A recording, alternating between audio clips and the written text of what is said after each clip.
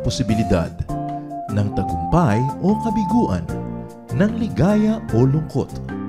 Kaya marapat lamang na tanggapin si Jesus bilang tagapagligtas at Panginoon. At matapos yun ay panariwain ang katapatan at paglapit sa Kanya bawat araw o day by day. Ang day by day ay naglalayong umalalay sa pang-araw-araw na pamumuhay. Narito po si Kuya Ed Lapis sa mensaheng pinamagatang The Other Idolatry.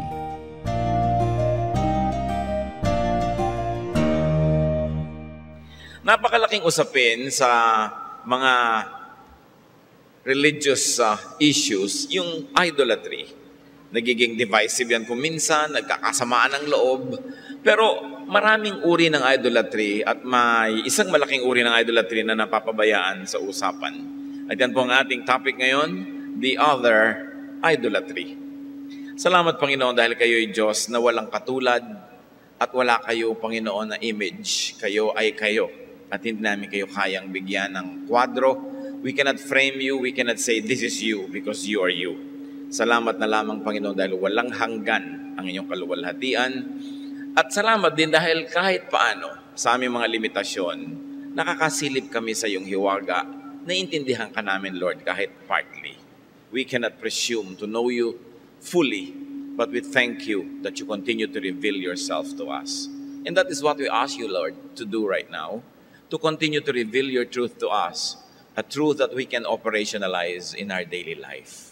Patawarin niyo po kami sa mga kasalanan namin at punan niyo aming mga kakulangan.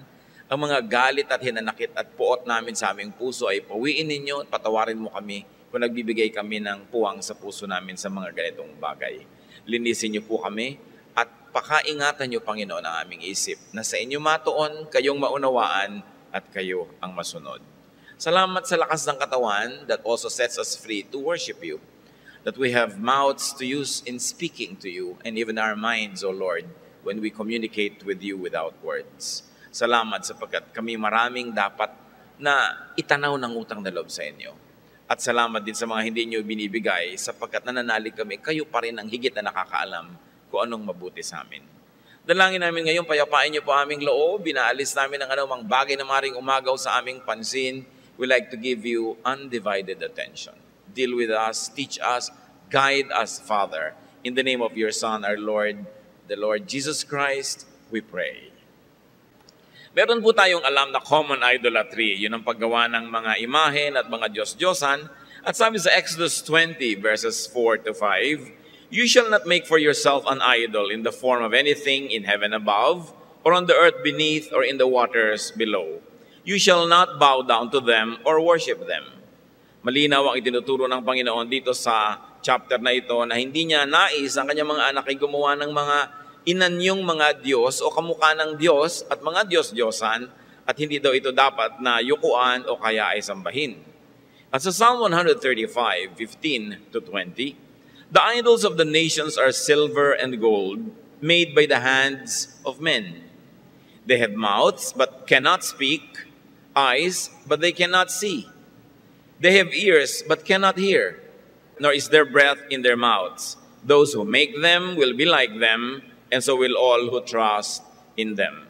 Dinagdagan ng pakahulugan, ang mga bayan-bayan daw at mga tao ay lumilikha ng kanilang mga Diyos-Diyosan, na may mga inanyuan, may bibig pero hindi naman nakakapagsalita, matang hindi nakakakita, taingang hindi nakakarinig, at niwala daw hininga na lumalabas sa kanilang mga bibig. Ganon din daw ang kakauwian ng mga gumagawa sa ganitong mga imahen. Ibig sabihin, meron din silang bibig, hindi sila makapagsalita, hindi rin makakarinig ang kanilang tenga, mabubulag din ang kanilang mata, at wala ding buhay ang kanilang pinakabuhay mismo. Kung ano ang ginagawa mong imahen ng iyong Diyos, matutulad ka daw doon. Ano ang usapin na ito? That God is God. That the idols do not correctly represent God. Kaya ayaw niya. In idolatry, man limits God according to man's perception. So gagawin mong kamukha mo, tao ka, hindi mo naman kayang kopyahin yung bibig hanggang lungs, hanggang kaloob-looban, yung tenga hanggang sa eardrum, hanggang doon sa lahat ng bahagi niyan para makarinig, kulang lang ang iyong representation. Kaya sabi, hindi ako yan, hindi yan ang larawan ko, hindi ko wangis yan, ayoko niyan. In reverse also, man makes God in His own image. Ang alam natin, God made man in His image, pero ang tao rin, gumagawa ng Diyos ayon sa wangis naman ng tao. Man makes God according to his imagination, and needs, and wishes. So yung mga tao na mahilig sa giyera, lumilikha sila ng mga gods of war. Yung mga mangingisda, nagkakaroon sila ng mga patron, ng mga Diyos ng tubig o ng dagat o ng isda.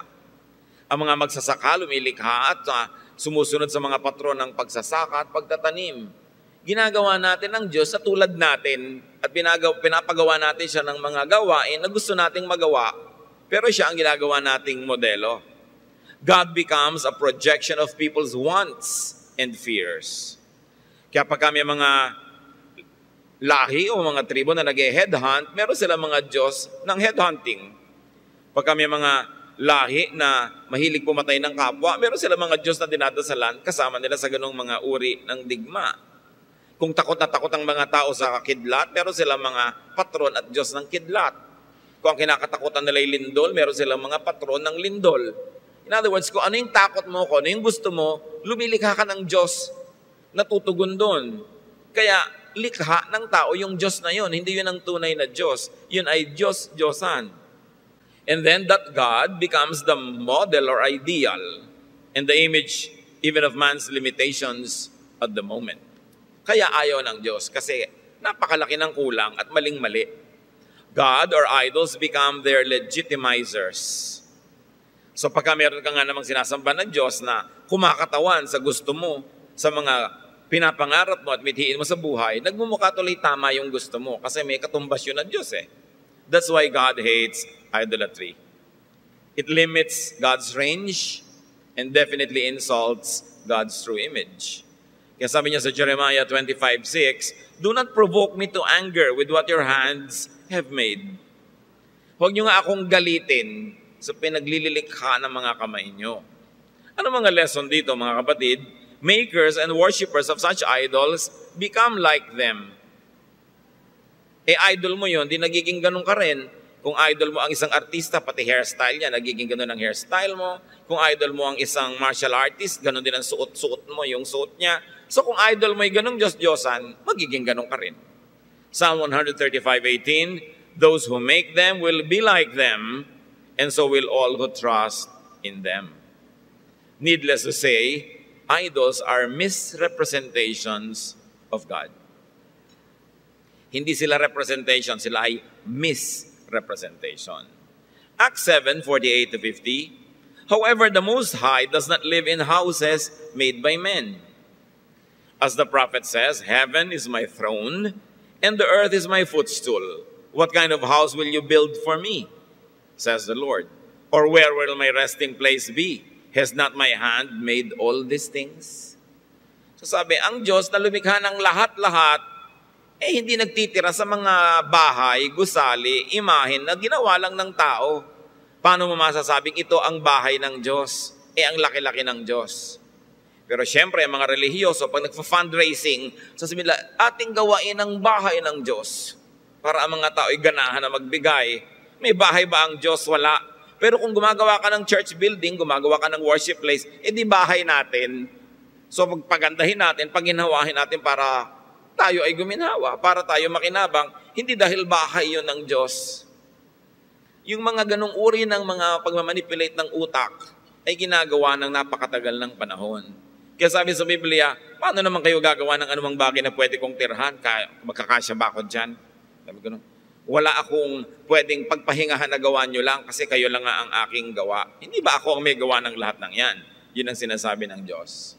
Idolatry creates wrong impressions, makes wrong promises, misguides, damages, and destroys truthful belief. God does not live in images and houses made by man. Pero yan yung common idolatry. Hindi yan ang topic natin ngayon mga kapatid. Binigyan lang natin ng konting puwang sa usapan para merong counterpoint yung tunay natin pag-uusapan at merong pagmulan. Because we're going to talk today about the other idolatry. Yung isang Diyos-Diyosan, yung isang imahen na hindi natin napapansin. What are some of the basic premises of what I'd like to discuss with you today? First, man was made in God's image, by God. Nilikha ng Diyos ang tao sa wangis ng Diyos mismo. Genesis 1:27, so God created man in His own image. In the image of God, He created him, male and female, He created them. And because God created man, man is wonderfully made. Nilikha ka ng Diyos, kawangis ka ng Diyos. Anong conclusion? You are a wonderful creation. At yan ay sinalamin sa Psalm 139:14, nung sinabi ni David, I praise you because I am fearfully and wonderfully made. Your works are wonderful. I know that full well. So let's be clear, this is the image of man. Wonderful, fearfully made, holy, because man was made in the image of God. Pero kung paano binaluktot ng tao ang tunay na Diyos sa maling representation in idolatry, nababaluktot din ng tao ang tunay na siya, ang tunay niyang pagkatao, again sa misrepresentation ng idolatry. So may other idol. Hindi lang yung wrong idol of God, meron ding wrong idol of man. Wrong image of man. Man makes a distorted image. Man makes an idol also of himself and of others. Like he makes idols of God. Idol number 1. Ano yung imahen number 1 na dapat nating reviewin? That I am, that you are sinful. Isang imahen yan ng tao. At karamihan sa atin ngayon, yan ang imahen na nasa isip natin tungkol sa tao. Na tao ay makasalanan, marumi, walang inisip kundi kasalanan, puro karumihan. Psalm 51:5, surely I was sinful at birth, sinful from the time my mother conceived me. This is a very interesting verse. Sinasabi na ito na hindi pa man ako ipinapanganak, ipinaglilihi pa lang ako, kasalanan na ang kasama ko. Na talagang ako'y ginawa sa kasalanan at ako'y talagang kasalanan. Therefore, what is the image of man here? An image of sin, an image of darkness. But let us not forget, brothers and sisters, that this was David's opinion of himself. Sabi niya, I was, pinag-uusapan yung sarili niya, sinful from the time my mother conceived me. So maaring ito ay isa lamang uri ng Oriental style of self-effacement. Isang uri ng pagsasalita ng mga taga-silangan tulad natin na lagi nilang ginagawang abaang sarili. Ang anyo pong abang lingkod. Diba? Kung mamarapatin po ninyo, pati announcement, meron nang emergency, mangyari po lamang na kayo'y pumunta sa exit, nakakasunog na. Because we are very polite. Yung mga sinasabi natin at sarili natin gusto nating paliitin, pababain, kaya maaaring sinasabi yan ni David, bilang isa lang uri ng Oriental way of treating oneself na pinapaliit. Pwede rin naman na it's also a form of David's poetic expression. Isang uri ng awit, isang uri ng tula, maraming talinghaga at maraming pagmamalabis. So it could be an exaggeration. Tulad ng sinabi mo, ang lungkot ng pelikula, bumaha ng luha sa sinehan. Siyempre, hindi naman literal. Ito ay isang uri ng pagmamalabis as a poetic device, a literary style. Or, pwedeng totoo, but it could be David's personal reality of himself due to his personal history and heritage. Alam naman nating masalimuot ang pinagmulan ni David. Ang nakakapagtaka lang, an elaborate theology of universal original sin was woven by religion based on these colorful yet personal words of David. Siya lang naman ang pinag-uusapan, yung nanay niya, yung paglilihi sa kanya. Bakit inangkin na nating lahat na tayo rin yun? Kasi inangkin yun ng religion at buong puso namang tinanggap ng buong sangsinukob. Kaya ang image ng man sa atin, sinful at birth. Nagkaroon pa ng doctrine of original sin dahil dyan. What is original about us? The godliness, the holiness, because we were created in God's image. Yun ang original, hindi yung sin. Kaya yung image na yun ay dapat tanungin at dapat na i-challenge. At yung Psalm sa pinagmulan, itong ideyang ito, marami dyan are personal perceptions, of David. Useful for personal inspiration sometimes in our lives today, but not necessarily basis for universal doctrine. Mga personal na kasaysayan ni David, personal niya mga awit, mga pasalamat, mga panalangin, personal niya yon. Pwedeng kapulutan natin ng aral, pwedeng kapulutan ng inspirasyon, pero kalabisan na nagawa ng universal doctrine for all people, for all time, in all places. Kasi kung susuriin nyo yung psalm, maraming dasal dyan si David na, Diyos ko, durugin nyo po mga kaaway ko, ubusin nyo po sila. Di ba? Is that the kind of prayer that Jesus would like you to pray? Sabi nga niya, pray for your enemies. Diba? Love those who hurt you. So alam natin, prayer lang yun ni David. Kasi siguro galit na galit siya o lungkot na lungkot siya. Gusto niya magpalakas ng loob. Pero hindi ibig sabihin na lahat ng tao ay pwede at dapat manalangin sa ganung paraan. Personal lang niya yun. Biblical examples are authoritative only when followed by a command. And it was just told as a story. Tulad ng si David ay nagpapatay ng isa niyang kawal at inagaw niya yung asawa, hindi natin pwedeng gawin yun dahil ginawa ni David. Ikinuwento lang, pero hindi ibig sabihin may doktrina na dapat tularan yun. Kaya hindi rin pwede na, dahil sinabi lang ni David that he was sinful at birth, lahat tayo, ganun na ang pananaw sa ating mga sarili. One, that could be a literary style. Two, that could be just etiquette, oriental way of talking. Or three, that might have been true, pero sa kanya lang, hindi sa lahat ng tao. This reading and interpretation of Psalm 139 verse 14 creates a very sorry idol of humanity that conditions man to sin and feel helpless. Therefore, man behaves as victim.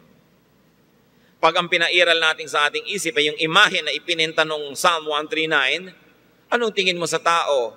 Sobrang dilim, sobrang lungkot, walang pag-asa, kahit anong gawin, hindi makakatakas sa kasalanan kasi hindi pa man sinisilang, may kasalanan na. Anong magiging bunga sa iyo ng ganong imahen? Meron pang isang idol, number 2, that I am wretched. Ako'y wasak, ako'y giba. Wala na ako talagang hinaharap pa. Sabi sa Romans 7:24, what a wretched man I am. And because of that, another kakambal na image niyan, my body is sinful. Masama ang katawan ko. Masama ang mata ko, tumitingin sa mga tukso. Masama ang bibig ko, nagsasalita ng hindi dapat. Masama ako, maruming ang aking katawan. Sino ba lumikha ng katawan natin? Di ba ang Diyos? The original image of the body of man was that God created it and God said it was good. Pero sabi kasi sa Romans 7:18, I know that nothing good lives in me, that is, in my sinful nature. For I have the desire to do what is good, but I cannot carry it out. Sinong may sabi? Si Paul. Kung ganun ba pagtingin niya sa sarili niya, di pagtingin niya sa sarili niya yon, he was speaking for himself. You don't have to take it that is speaking for all of us at all times. Dahil ganun ang pananaw ni Paul sa kanyang katawan, sabi niya, therefore I beat my body. At syempre, up to a point, dapat din naman ganun na maging pananaw natin dahil meron naman talaga tayong kasalanan, meron tayong mga tendencies. Pero para lumikha ka ng image ng katawan ng tao na wala nang mabuting nandiyan, puro masama na lang, iniinsulto mo na ang Diyos na gumawa sa katawan na ito. And of course, you know that it's an exaggeration even for Paul to say that there is nothing that good that lived in him because he did a lot of good. So once more, isa naman itong literary style of talking. Hindi dapat literal mong kinuha at sinunod sa buong buhay mo. Kaya ang sabi niya sa 1 Corinthians 9:27, no, I beat my body and make it my slave. Anong ginawa ng mga sobrang nililiteral ito? Yan yung mga naghahampas sa sarili. Hinihiwa ng blade ang likod, pagkatapos paghahampasin ang kung ano-anong mga piraso ng kawayan hanggang dumugo ng dumugo at iniisip ikinatutuwa yun ng Diyos. Yun yung mga naglalagay ng mga tinik sa kanilang mga hita, mga belt sa hita na mahihigpit na may mga bakal na nakatusok sa kanilang laman because they beat their body. Kasi nakita nila sa verse. Pero anong sabi sa Bible? Your body is the temple of the Holy Spirit. Whoever destroys that temple, God will destroy. Pero pagka kasi sobra nating sinerious, itong mga ganitong turo, na mahalaga to hindi ko binabaliwala ang mga turo ni Paul, yung mga turo na to ng Psalm, pero hindi pwedeng i-apply yan universally to everybody at all time. Kasi magkakaroon ka ng iba, distorted, pangit na pananaw sa buhay, pangit na pananaw sa tao na Diyos ang may likha, at magkakaroon ka ng kawalang pag-asa. At lalo tuloy dadali magkasala, dahil sasabihin mo lang, kasi tao lang ako.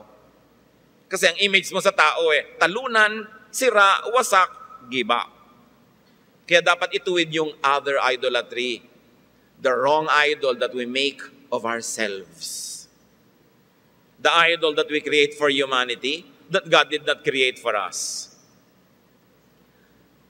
This is Paul's personal idea about his own body. And as in David's case, this has been turned by people into a basis for universal doctrine, perpetuating the idea of a fallen man.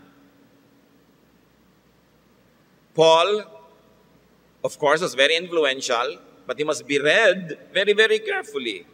No? Naisip na ba natin yun na lagi na lang ang tingin natin sa tao fallen, and then man was dichotomized and divided into parts. One holy, the other sinful. Pwede mo bang paghiwalayin ang katawan at espiritu mo? Hindi pwede yun. Mapaghihiwalay lang yun pag namatay ka na. That the spirit returns to God and the body returns to the ground. Pero habang buhay ka pa, hindi pwede paghiwalayin yun. So hindi pwede sabihin, mabuti ang espiritu ko, masama ang katawan ko, at tapos you will demonize your body. The body must be taken care of. We must appreciate God for our body. Inilalagay lang sa tama. May appetite kang kumain para kumain ka. Even the appetite for procreation was created by God so that the human race will go on.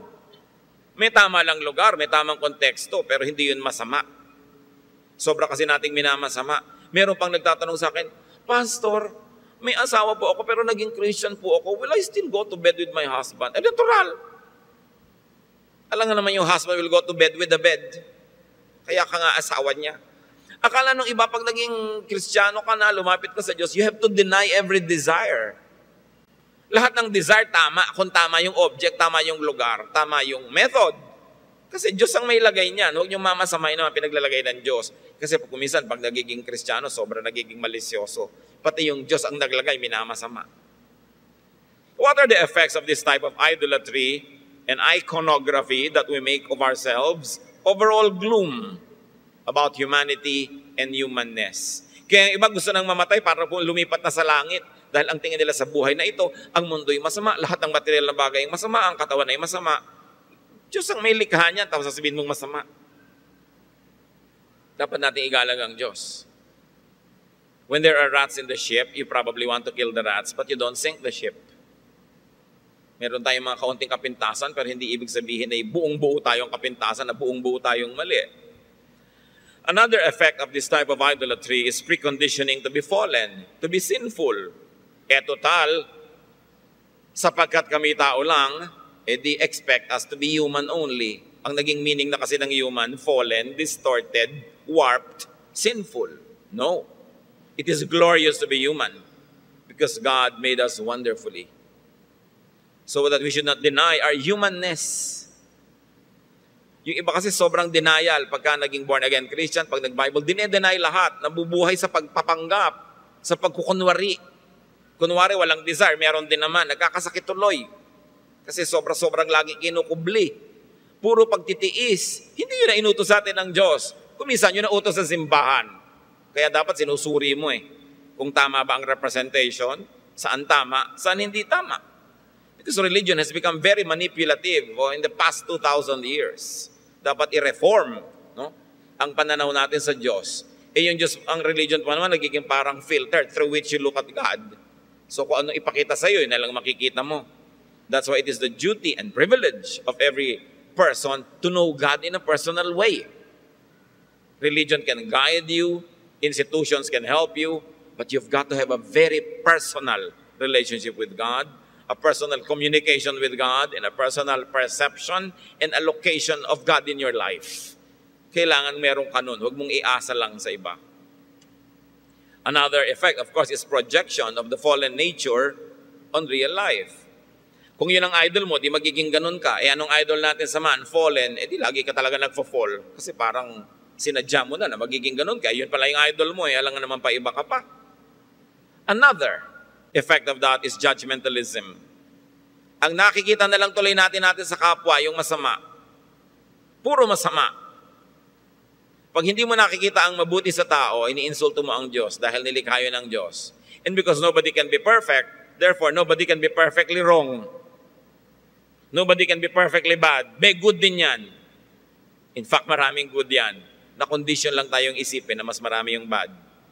And because we think that, we look for that, we see that. Ganun ang nangyayari sa ating buhay. Isa pa siyempre ang epekto niyan, apathy. Nawawala na lang tayo ng ganang magsikap. Kasi sasabihin natin, tao din naman ako. What's the point na manalo ako ngayon? Matatalo din ako next week. Huwag na, talo na lang lagi. Kasi nga, talunan ng tao. There's a lack of will to be godly and to be supermen and superwomen. Of course, organized religion always likes the issue of sin and fallenness. Why? Because it makes the church very important.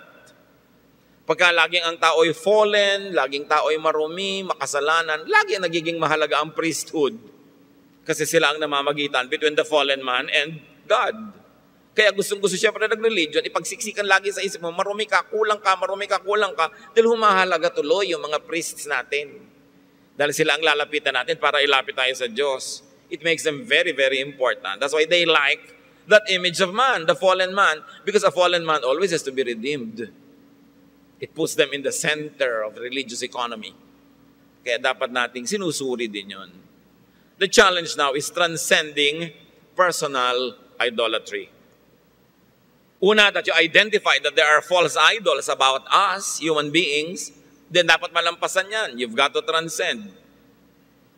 And the key is in exposing the erroneous representation of this very powerful misrepresentation.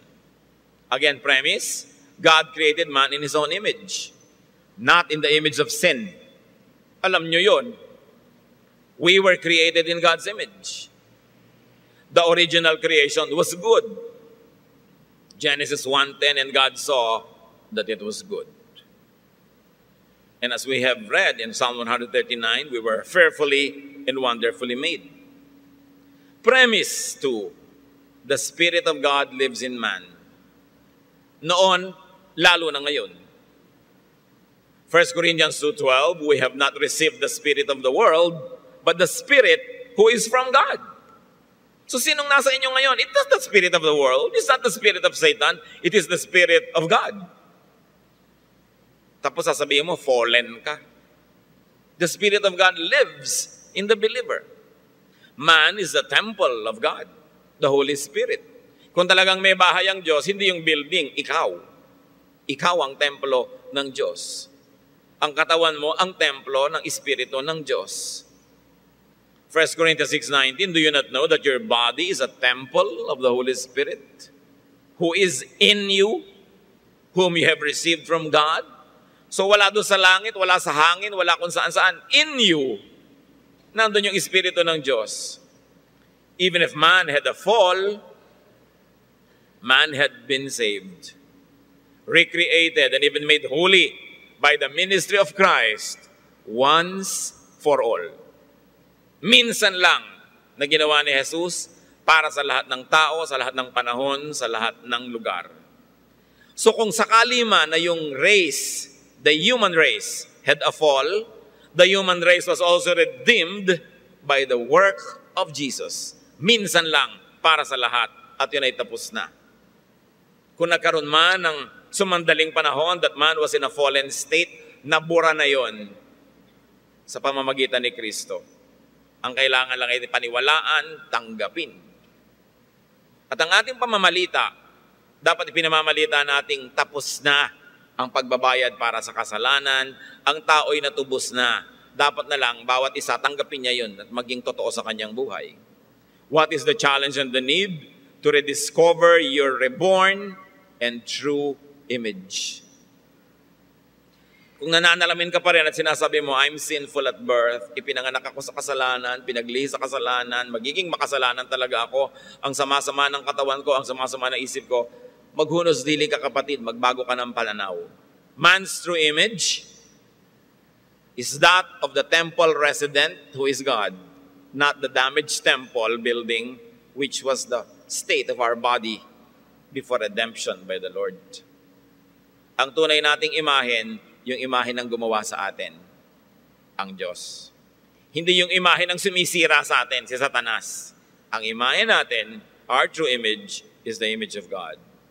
And even the damaged temple had been renewed by the ministry of the Lord Jesus Christ. So the challenge is know and remember who you are in Jesus. You are wonderfully made, fearfully made. You are the temple of the living God. You have the image of God. Your sins have been cleansed. You are clean and perfect as far as the Father in heaven sees you, because He sees the blood of Jesus that washed you. Change the way you think about yourself. And the way you behave, the way you live your life will change. Ito yung naaalala mo na Espiritu ng Diyos ang nakatira sa iyo. Hebrews 10:14, by one sacrifice, Jesus has made perfect forever those who are being made holy. This is a very interesting sentence. Kasi sa isang sentence, merong past tense, merong present perfect tense. How can all of that happen at the same time? Sabi niya, sa isang sakripisyong ginawa ni Jesus, He has made perfect. Past tense na.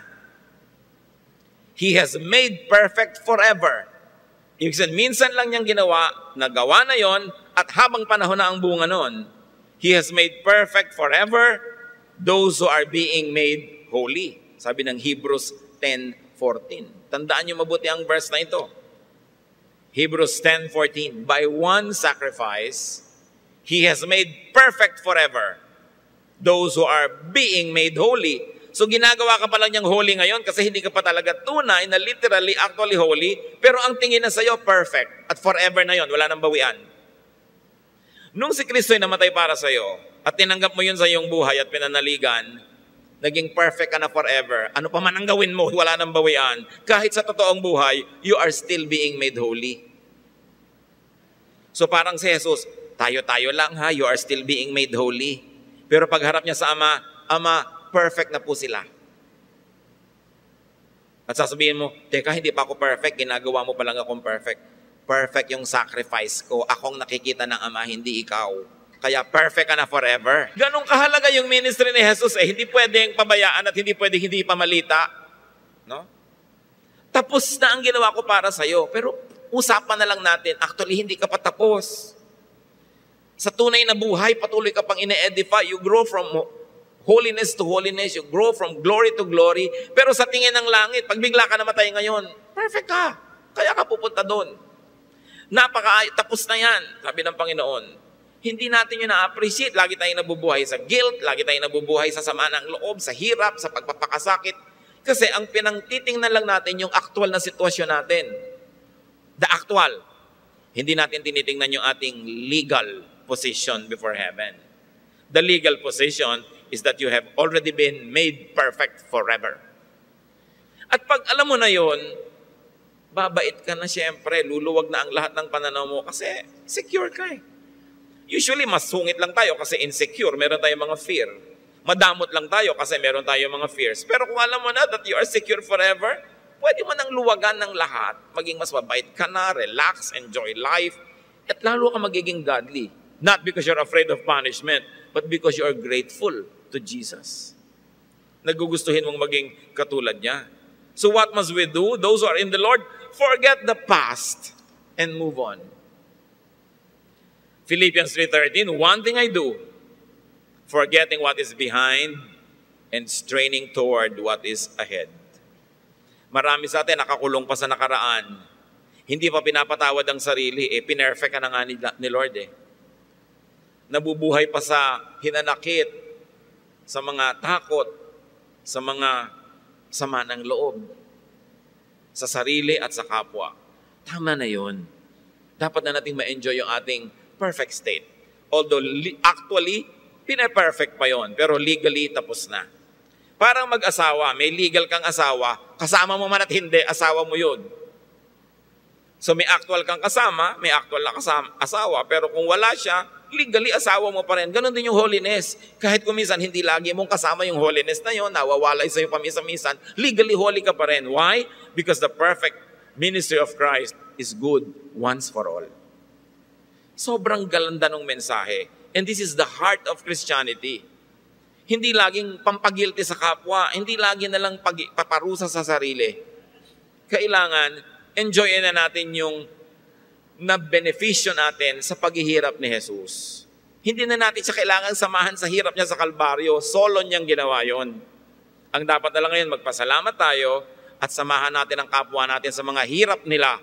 Dahil sa pagbabayad kay Jesus, nagagawa natin yung pagsusukli na yun sa kanyang kagandahang loob kung anong ginagawa natin sa ating kapwa. Kaya sabi niya, kung anong ginagawa niyo sa iba, ginagawa niyo yan sa akin. So gusto niyong sumama sa paghihirap ni Jesus, hindi niyo kailangan magpasa ng krus o magpapapako dahil bubunutin din naman yung pako after a few minutes eh. Hindi niyo naman kailangan na magdusa.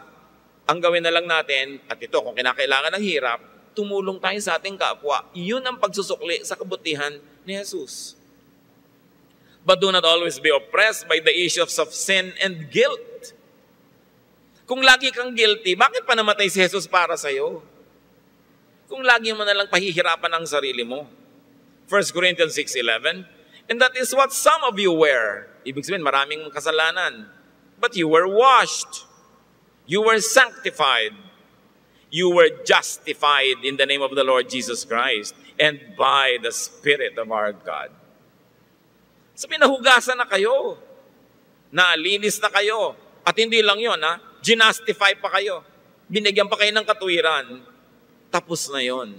Pero sa may kakakasalanan ko lang kanina, between you and Jesus na lang yun. Sa God in heaven, hindi ka na nagkakasala kasi takip mo si Jesus. Siyempre, hindi natin dapat abusuhin yun dahil meron pa tayong kausap, si Jesus Siya pang kausap natin ngayon. Kaya dapat makipag-usap tayong mabuti.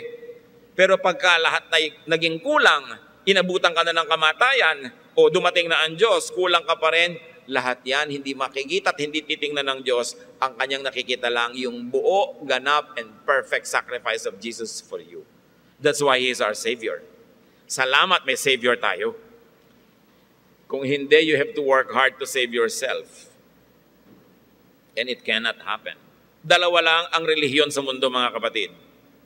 Maraming label, maraming pangalan, pero dalawa lang. Yung isa, save yourself. 99% doon nakasali, Save yourself. Gumawa ka ng paraan, magdusa ka, magbayad ka, magganito ka, basta magbayad ka.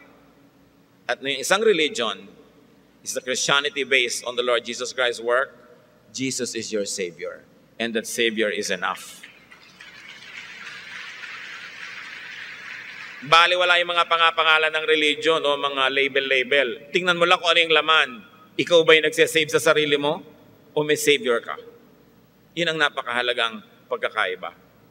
1 John 2:1, my dear children, I write this to you so that you will not sin. But if anybody does sin, we have one who speaks of the Father in our defense, Jesus Christ, the righteous one. Namnamin niyo yung verse, titigang mabuti. Sabi niya, kaya ako sumusulat sa inyo para wag na kayong magkasala pa. Pero alam ko naman makakasala din kayo. Diba? Kasi wala pa kayo sa langit. Kaya sabi, but if anybody does sin, meron agad space, di ba? We have one who speaks to the Father in our defense. Jesus Christ, the righteous one. Hindi ito license magkasala kasi sabi nga, I write to you so that you will not sin. Pero kung nagawa mo na, yung magagawa mo, kulang pa rin, relax. Idinedepend sa kan ni Jesus sa langit. Parang may kasalanan kayong malaki, nasunog niyo ang bahay. Sabi ng nanay mo, hayaan mo ako magsasabi sa tatay mo. Di, parang solved na. Di ba? Kasi may advocate ka, may tagapagtanggol ka. Kaya kawawa yung mga namamatayan ng ina tapos nagkakaroon ng stepmother from hell. Di ba? Wala nang tagapagtanggol sa ama, may tagasira pa. Kayo mga stepmothers, be nice, tatanda rin kayo. Di ba? Para mahalin din kayo ng mga stepchildren nyo. Hindi kayo lagi malakas. Di ba? Hindi kayo pwedeng impacting forever. Di ba? Hihina rin kayo eh. Kaya kailangan mabait ka sa iyong mga anak. Di ba? Sa anak ng asawa mo. Dahil mare-reverse din yan pagdating ng panahon. Alam niyo talagang dihado yung mga namamatayan ng ina. Walang tagapagtanggol. Kaya mga ama naman, dapat kung namatay na kayo ng asawa, isipin niyo yung mga anak niyong original na walang tagapagtanggol, sinisiraan pa ng second wife niyo madalas. Di ba? Pero may mga second wife din na mabubuti, ha? Hindi lahat. Pero konti. So, kailangan mag-iisip tayo ng ganyang mga bagay. Siguradong kung meron sa inyo diyan, kayo yung konti. Di ba? Dahil mga anak kayo ng Diyos dapat mabait. Pero sabi, if anyone does sin, no worry. Jesus died for your sin. Hindi mo pa ginagawa ngayon, kasama na doon sa binayaran niya sa krus. But remember, don't abuse. No? Sabi, I write so that you will not sin.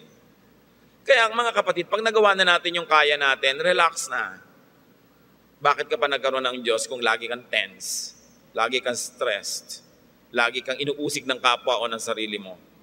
Hebrews 7:23-25. But because Jesus lives forever, He has a permanent priesthood. Therefore, He is able to save completely those who come to God through Him, because He always lives to intercede for them. Nung ang Espiritu ng Diyos, anak, ay tumira sa katawan ng tao sa pamamagitan ni Jesus, at namatay yung katawan na yon bilang bayad sa kasalanan, lahat ng may katawan na tulad ng katawan na yon, nabayaran na ang kasalanan.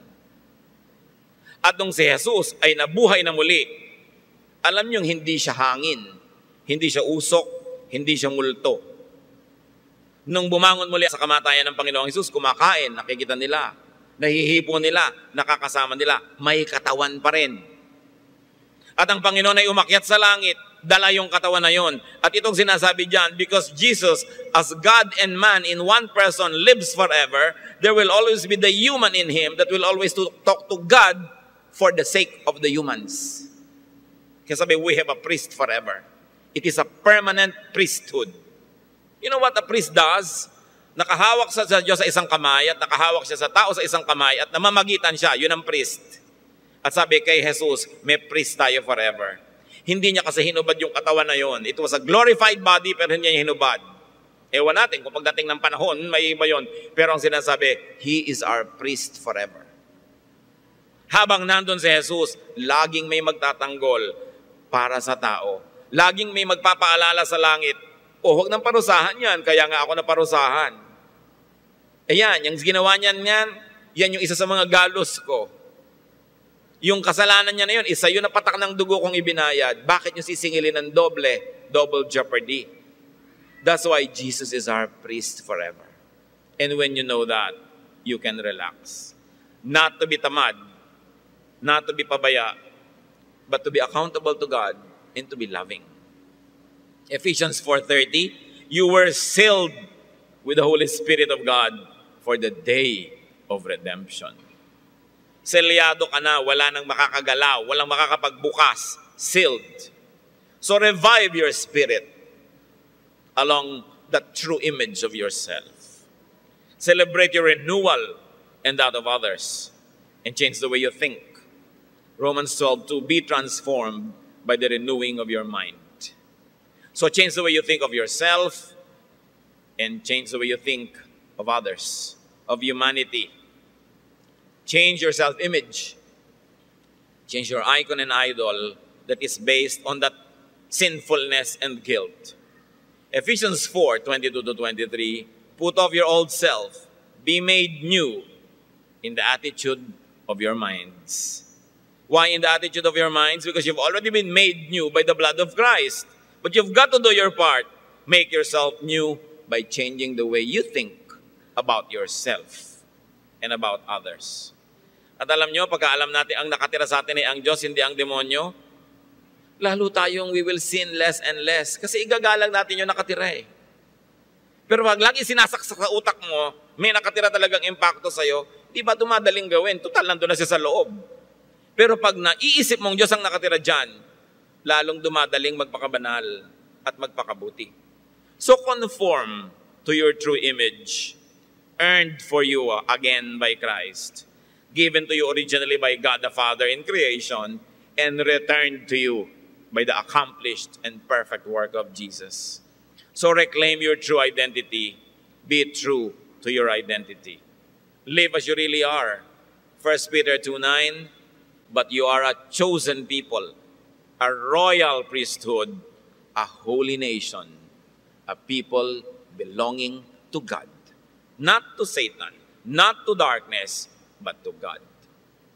So engage and challenge myths about your true image and your true self. And be free to be how God meant you to be.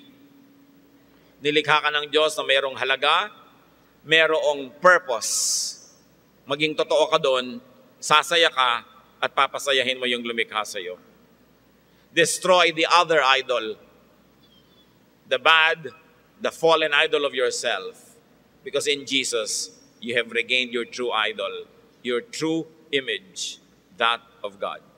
1 John 3:8, the reason the Son of God appeared was to destroy the devil's work. And one of the devil's work that was destroyed is your fallen image. It was already destroyed by the Lord Jesus. The mark of sin and sinfulness was already destroyed by Jesus.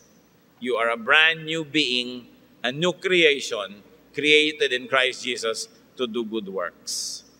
This is the challenge to the church, to remove the idolatry, the other idolatry that distorts man's true image. We must stop the relentless drill on guilt, the destructive assault on the psyche, the mind, and the emotion of people by always making them think they're wrong and they're inadequate and they're hopeless. We must stop this addiction to the issue of sin and self-flagellation. Nababaliwala ang sakripisyo ni Jesus pag ang lagi nating tinutunan ng pansin, yung kulang, yung mali. Para rin ang daming ginawa ng asawa mo, tapos ang pagdating mo, ang nakikita mo yung konting mali, yung konting kulang. Nababaliwala ang kanyang kabayanihan. Since God is the true image of man, respect that image of God. Respect that Spirit of God in every man. Kung nakatira sa iyo ang Espiritu ng Diyos, nakatira rin yun sa iba. Kahit ibang religion nila. Nilikha sila ng Diyos, tao sila, may Espiritu sila, nilikha sila ng Diyos na ganoon. Matuto kang gumalang ng mga ibang tao, kahit iba yung religious conviction. At kung gusto mo silang dalhin sa iyong pananalig, magpakita ka ng magandang halimbawa, mahalin mo sila, huwag mong lecturean, huwag mong i-condemn, ipakita mo kung anong sa palagay mo yung tama, sapagkat by your works, you will be known. Dung tunay na nakakakilala sa gawa, hindi sa salita. Respect every person because that person is respected by God. That person is inhabited by the Spirit of God and God loves that person. Let this person be what God created him or her to be. Kung tayo may otoridad, meron tayong kapangyarihan, kontrol sa ibang tao, naliban sa ating sariling katawan, palayain natin sila para masunod nila kung ano ang tawag sa kanila ng Diyos. Huwag natin sila i-dominate, huwag natin silang kontrolin, may sarili silang espiritu, may sarili silang transaksyon ng Diyos, at huwag kang makialam doon. Kahit ikaw nagpapakain sa Kanya o nagpapaaral o bumubuhay, ang totoo, ikaw ay pakainin din at pinaaral din ng Diyos. Kaya lahat tayo dapat nagre-report sa Panginoon. Because every person was created in God, give that person space and freedom and support so that God's will for that person can happen. And think of that, especially you as that person. Ama namin, salamat sapagkat kami ay nilikha niyo sa inyong wangis, that we were fearfully and wonderfully made. Salamat sa pagpapaalala niyo sa amin, Panginoon, na huwag kaming mabuhay sa mga baluktot na paniniwala tungkol sa aming pagkatao. Na bagamat inaamin namin na kami may mga kahinaan na dapat palakasin, kamali ang dapat itama, kadilim ang dapat tapunan ng liwanag, kalikuan na dapat ituwid. Hindi namin dapat limutin na ang talagang napakalaking katotohanan tungkol sa amin, kami nilikha nyo, ang Espiritu nyo ay nasa amin, at mahal nyo kami. Turuan nyo kami na mahalin ang aming mga sarili tulad ng pagmamahal nyo sa amin, at mahalin din namin ang aming kapwa tulad ng pagmamahal namin sa aming mga sarili. Magbulay-bulay tayo sa katahimikan, mga kapatid ko, anong kahulugan ng mga bagay na ito sa inyong personal na buhay? At ngayon pa man, italaga niyo sa Panginoon ang mga tiyak na gagawin at tiyak na hindi na gagawin dahil sa katotohanan that you were made in God's image. God, deal with your people. Teach us, heal us, empower us as we silently enjoy your presence and listen to your words.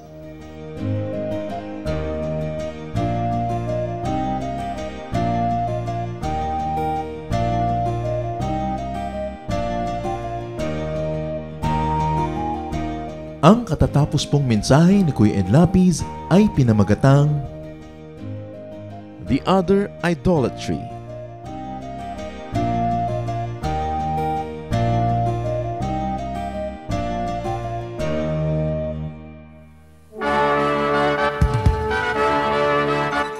Halina't sama-samang sumamba at magdiwang sa Day by Day Jesus Celebration kasama si Kuya Ed Lapiz. Bulwagan ng Panginoon PICC, one Sunday a month, Philippine International Convention Center, Rojas Boulevard, Pasay City. All other Sundays sa mga Day by Day mini bulwagan ang pagtitipon. Para sa buwan ng Nobyembre, gaganapin ito sa November 3, 2024. 8 a.m. ang First Jesus Celebration, 10 a.m. naman ang Second Jesus Celebration. Para sa iba pang detalye, bisitahin ang ating official Facebook page, Day by Day Friends.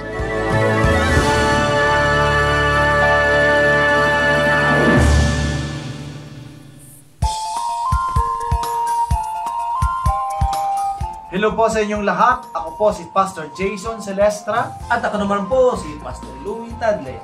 Kung kayo po ay nandito sa Qatar o kaya naman ay may kakilala na nasa Qatar, ay inaanyayahan po namin kayo na dumalo at makisaya dito sa Day by Day Jesus Ministries, Doha, Qatar.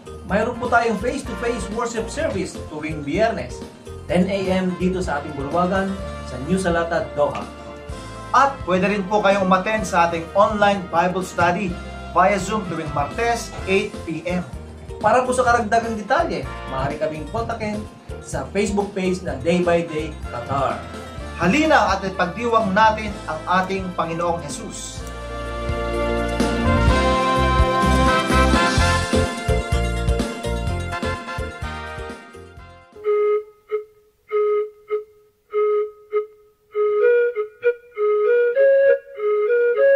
Dumako po tayo sa mga hiyas ng bayan, mga bagay po na maaari nating kilalanin, pag-aralan, ipagmalaki bilang mga Pilipino, hindi naman para magyabang, kundi para magkaroon po tayo ng mahalagang pagtingin sa ating mga ninuno, sa ating nakaraan at sa ating sarili.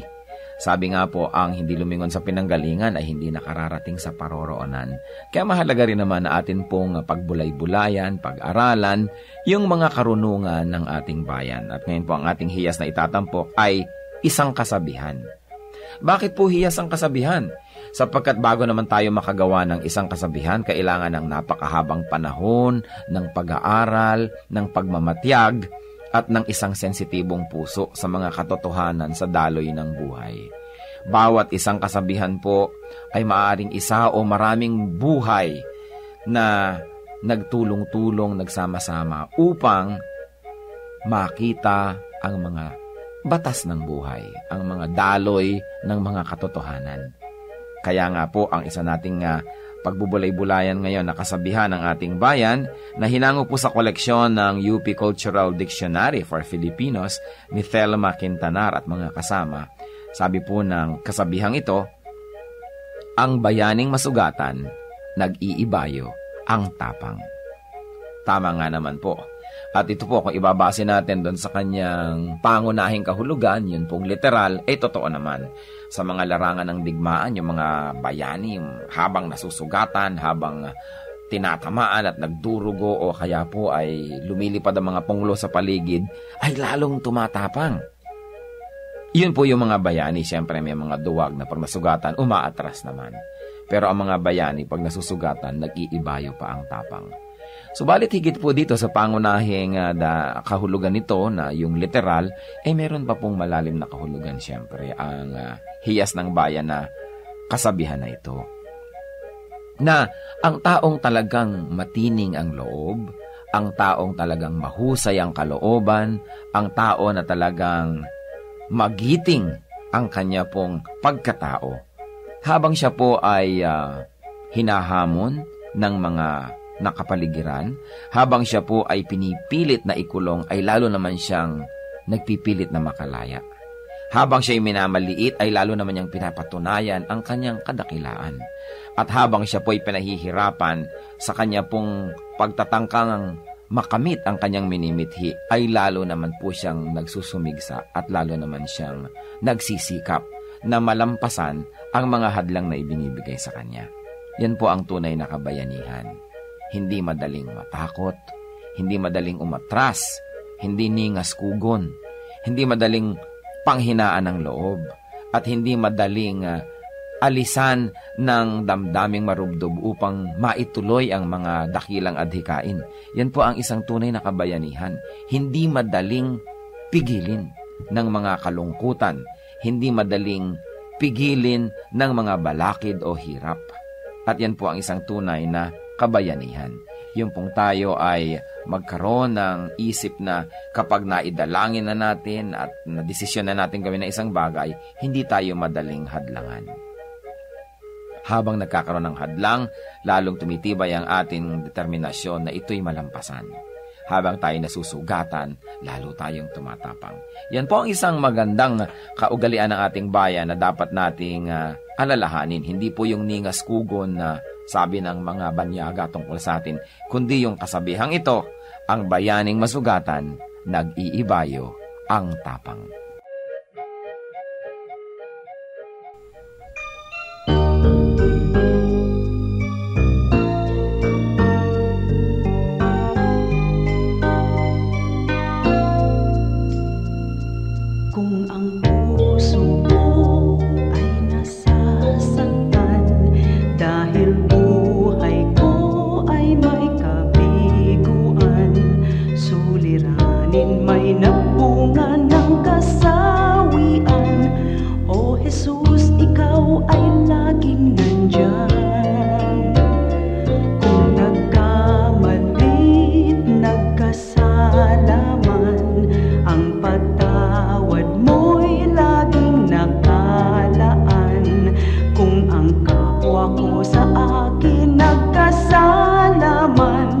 Ang patawad ko kaya'y ilalaan. Ang kabaitan mo ay dapat kong tularan sa buhay ko. Ang kabaitan ko, biyaya ng Espiritu, kabaitan ko.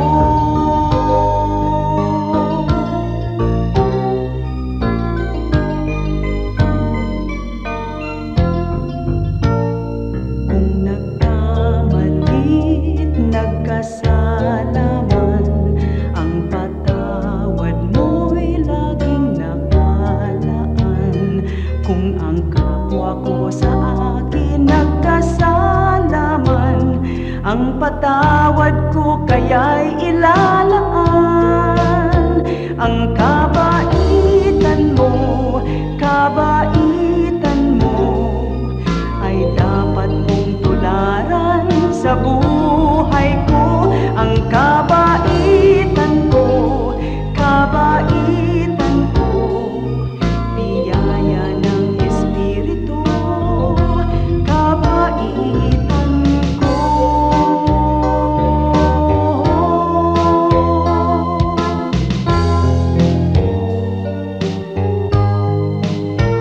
Ang kabaitan mo ay dapat kong tularan sa buhay ko. Ang kabaitan ko, biyaya ng Espiritu, kabaitan ko.